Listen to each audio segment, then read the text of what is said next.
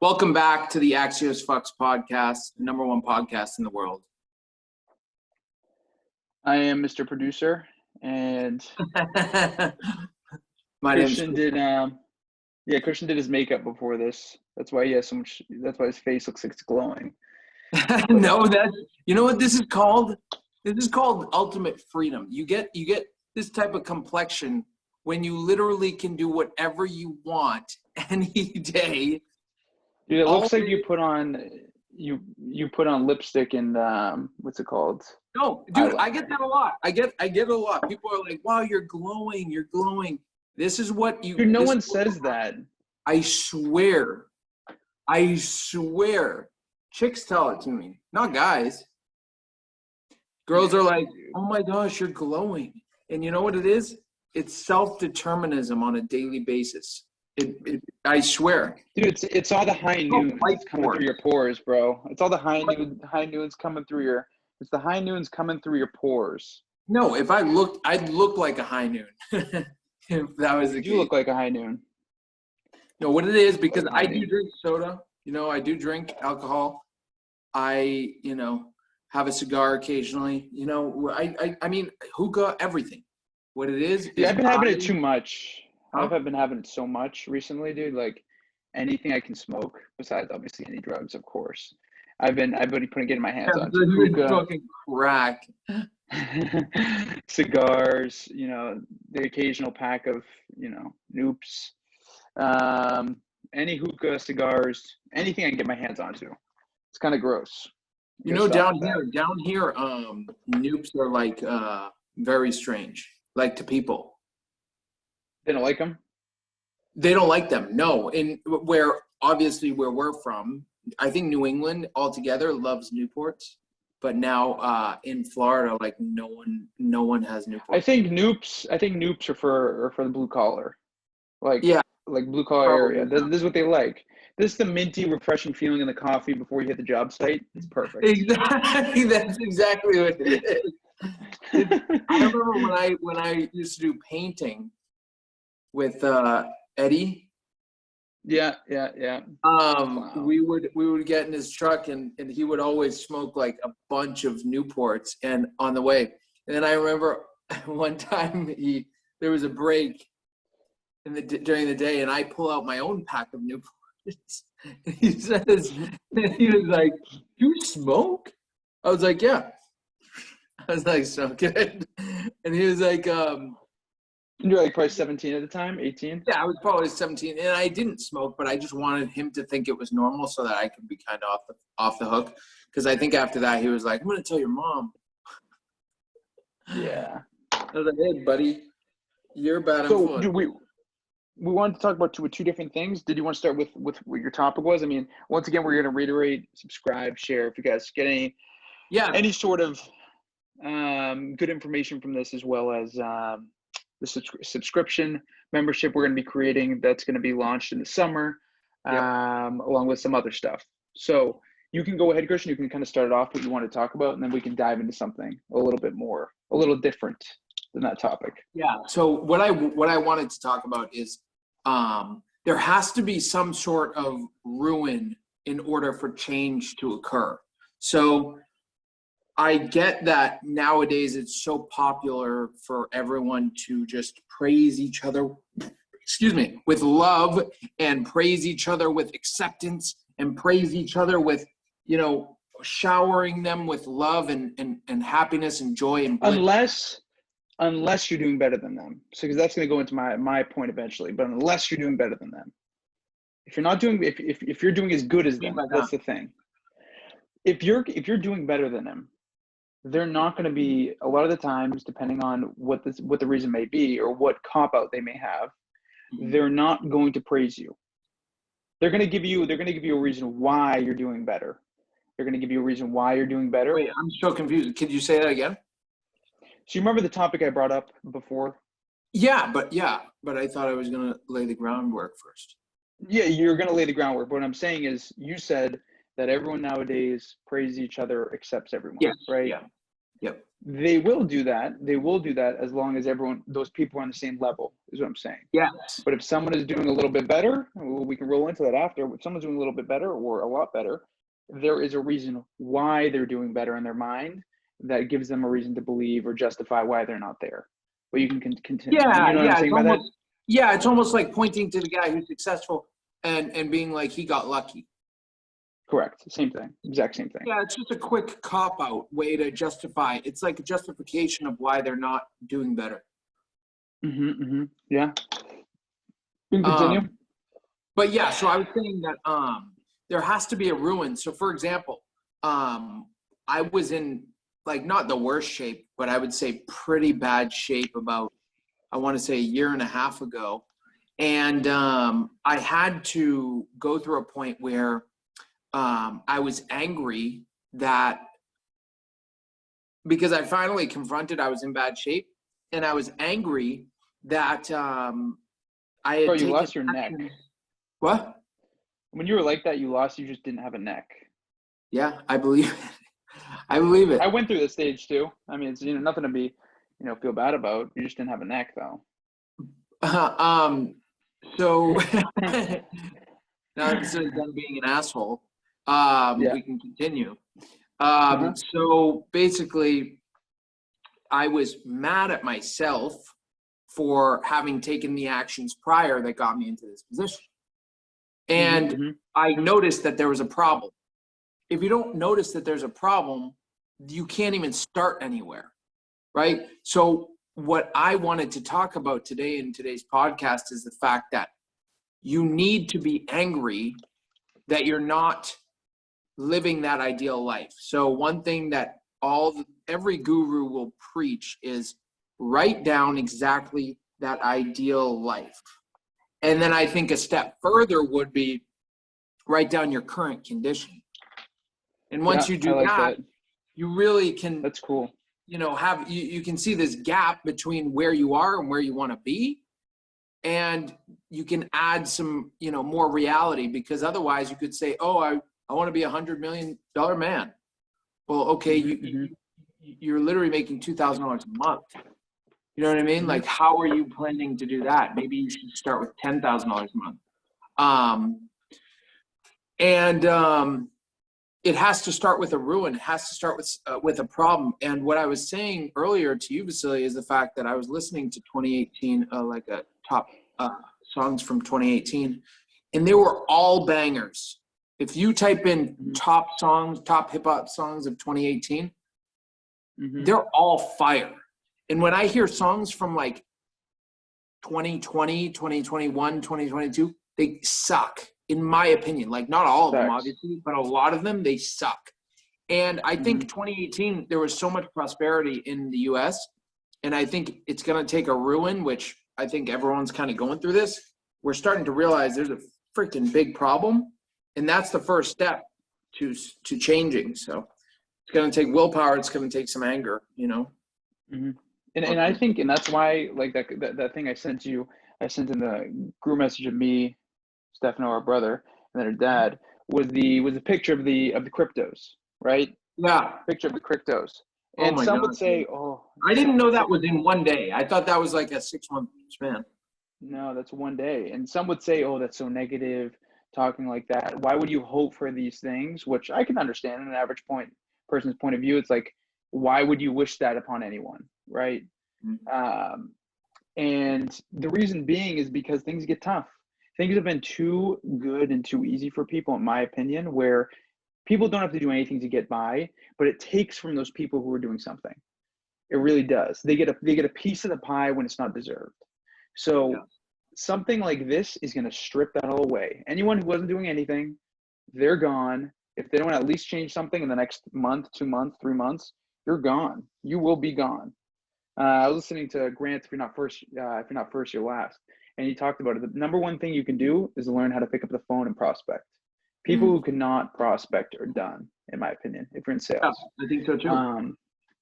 I really do think so. I mean, if there's people aren't referring your business, because not everyone's going to know someone who's foreclosing. No. You know what I'm saying? It's going to be, I walked up to a house the other day. I could tell something was going on. It's in pre-foreclosure. I'm going to go do something with that. And but the average person in the business has not done that, Yeah. So Yeah. you can go, sorry. No, it's okay. I was just going to say, and we can also bring up what has our experience been in the real estate market. So it's not just crypto, but like about a month ago, about a little less than a month ago, I called Vasily because I was at an open house of mine, and no one showed up. Not one person. And I was scared that day. I was scared. Not so much for myself, but more for what is this going to look like? Because I haven't been through something like this. And what is this going to look like? So I just had to pivot, and I was able to. Really, the only adjustment I made is really taking, because prior to this, I could put something up for market value, maybe even a little above market value, and get swarms of buyers. Now you have to pivot, find the market value, 5% below market value. And the thing is, to me, the only way to feel good about it is tell yourself, when things get worse, I get better.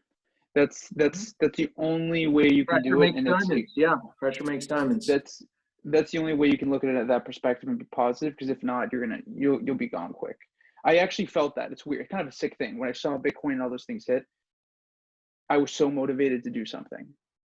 Wow. Because it gets a little bit harder because you can stand outside of the pack at that point. Oh, for it's sure. A lot easier to be seen. It's a lot easier to be seen because all there is massive action at that point. It's not about the fancy, minutiae crap. It's all about who's going to take action. I mean, no one's going to spend a crazy amount of money on some event during that time. No. There's no more events. The events fall away because the events fall away. It just doesn't work. You can't be doing that. You have to get rid of a lot of help you have. You have to start doing the crap that you started delegating. You can't do events anymore. You have to go back to we always talk about this 0 to 1, which we've pretty much mastered at this point. No, I wouldn't say mastered, but we know what we're doing. I honestly think we've mastered it. I mean, in my opinion, I think we have. I was gonna say that, but then I was like, okay, well, I never want to be 0 to 1 in this business that I mastered something, because you can always continue and perfect the craft. It's almost like LeBron James or like Steph Curry. He's always trying to perfect his craft, hone it, learn from better. I always will. It's crazy because they're in the 3 to 4 stage they're trying to perfect. The thing is, there's only so much time you can spend on 0 to 1. Now 0 to 1's been accomplished. Now it's 1 to 2. This is 1 to 2. Yeah. That's expansion. That's the expansion phase. Exactly. And it's hard because you first work so hard to build habits to, build your business from scratch, from 0 to 1, which what we're talking about is like getting your business up to maybe 24 transactions a year, Correct. Or something like that. In your market, it's different. In my market, that would be about like at least capping, right? Yeah.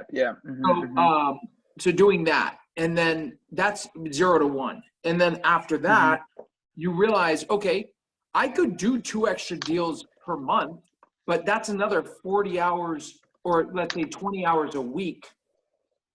Do I want to do an extra 2 deals a month if I'm putting in my 40-hour work weeks turns into a 60-hour work week, and then do 2 more? So now maybe, and I'm talking about my market, but like, you have to ask yourself, how much do you value the money versus the value of the time? So you could either go that approach, which a lot of people do. Hal Seabeth, it seems like he's really trying to maximize that, right? The way he's really like going, but he also has a lot of other avenues as well. He has a brokerage.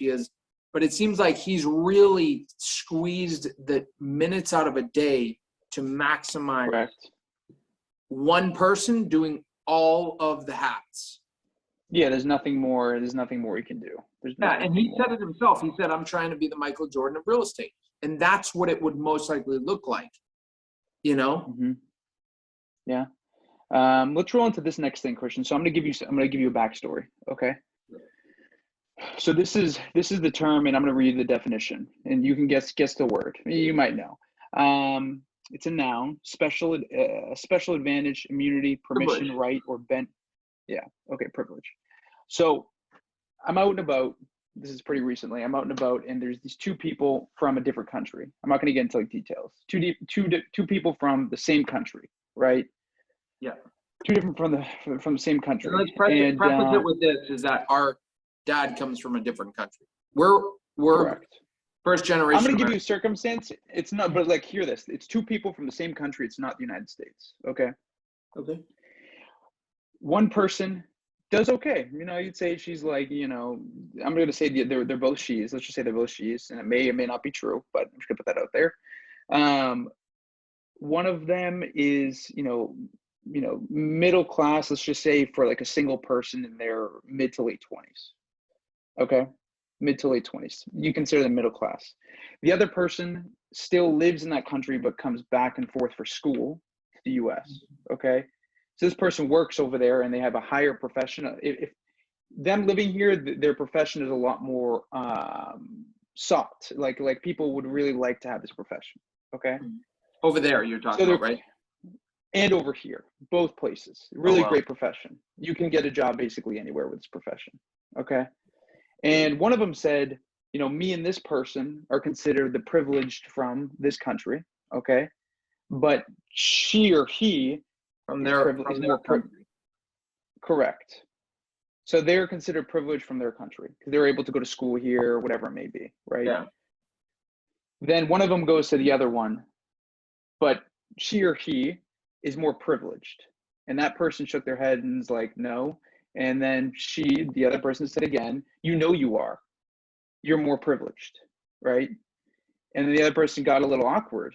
And the person again said, you know you're privileged. You know you're privileged, with like a lot of attitude, like angry about it, right? Like angry about this. You get what I'm kind of saying?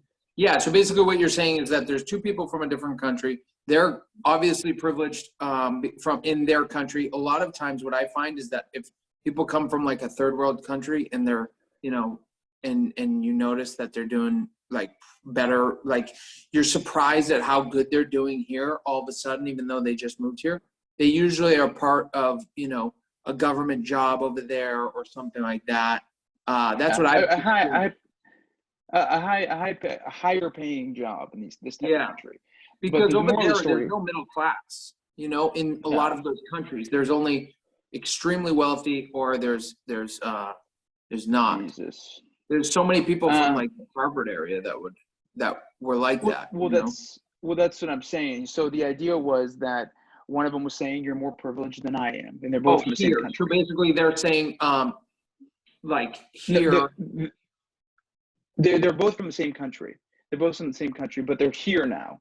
They're here and they went to school and stuff. And one of them was saying to the other one, you're more privileged than me, and kept on saying it. Like, you're more privileged. You know you're more privileged than me. Trying to get a point, like trying to make a point, basically. Yeah. Is the whole thing. Trying to reiterate. And that person was like, I really don't think so. And to you? No. I'm just trying to start over and explain this. I'm thinking of the listeners. I want to make sure I clear things up. This is me being a viewer of the situation. I'm just viewing the situation. I'm watching on. I'm looking on. Two people, both from the same country, are talking. Okay, both from the same country, and they're talking in a group, so everyone can hear. One person is pushing, saying to the other person, "You're more privileged." You're more privileged, and kept on saying, "You're more privileged." And the other person was like getting a little awkward, and I could tell they were really uncomfortable. They were very uncomfortable because they're coming from the same place. Okay. And they kept on saying, you're more privileged. And I could tell the person who was saying to the other person, you're more privileged, there was anger with this. There was a lot of anger. And it was freaking awkward. I'm not going to lie. As a viewer, I felt very uncomfortable. I'm thinking to myself, this person right here worked really hard, and you're telling them, they're given this special advantage and immunity based per the definition, right? Yeah. A privilege. So this word is just thrown around too much nowadays. And I had a conversation with someone today about it, where people are using this as a cop-out. And I understand this may be a thing. But even if it is, what are you going to do about it? Are you just going to continue to boil? Right now, we have 19% of the population, 59 million people are on welfare. 59 million people. Wow. Majority of those people, that's including a couple things within the welfare program, but the amount of people that might actually have a disadvantage compared to those who took that disadvantage and using an advantage because they're considered not privileged is really what I think ruins a lot. It really ruins a lot. For sure. So like when you see someone and they're doing well and you automatically assume they're privileged, it's very invalidating. It is. Oh, for sure. It's an invalidating thing to say. It's disrespectful because you don't know what their situation is like, and it's invalidating hard work. It's very invalidating, and I think that's what people do to tear someone else down, to make them feel bad and guilty. This is what it is. Big time. You know.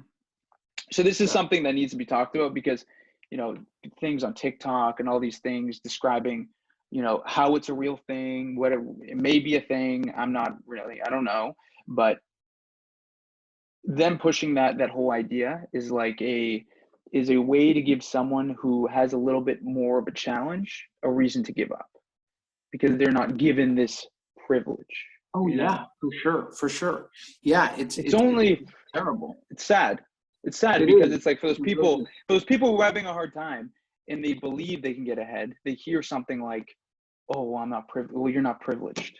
Right. Why are you going to try if you're already at a disadvantage? No, it's another reason not to. Mm-hmm. So I don't know. That's a big thing because you started the podcast saying, you know, like how nowadays people, everyone likes each other. They like each other as long as you're not doing better. Yeah. This is the truth. This is a lot of times the truth. People, I think that's like always the case. It's like people only like you unless they only like you unless you're doing better than them, and then they kind of see you as like a threat. Like I was telling you the other day, I have people that literally, you know, I went to high school with that are literally like screenshotting my stuff, and like I don't think they, you know, swing that way. And I think you know what I mean? I'm just thinking like, what's this malice motive, you know? So it's too bad. It's too bad because everyone wants a reason to not do something, or they want a reason to be angry, and it's too bad. Yeah, seriously, it's too bad. And you're gonna see things are gonna get tough, and those people who really grind it out, they're gonna get to the top, and then there's gonna be like, oh well, you know, he had this advantage, even though when everyone else was laying low, not doing anything, those people took advantage of the situation and stole market share. Here's what's gonna happen. You're just changing the colors on your stupid camera thing. What is this thing? Yeah. But yeah, no, you're right. You're right about that. I think as cliche as it is, you know, that hard times will discipline people. It's true. I don't like saying it because for me, I don't need to be reminded of it because every day is like, it can be a struggle. So I just go back to, you know, Alistair Place. Temple Terrace, bud. Yeah. Yeah. So, but okay. Yeah. Did you have anything? You want to end this thing? No, that's it. I think that was good. Thank you guys for listening. I appreciate you guys, and make sure to share it if you got something from this. Reach out to me and Vasily on Instagram, and we will share your post. Awesome. I'll get this posted tonight, and I'll see you guys later. Okay. Peace.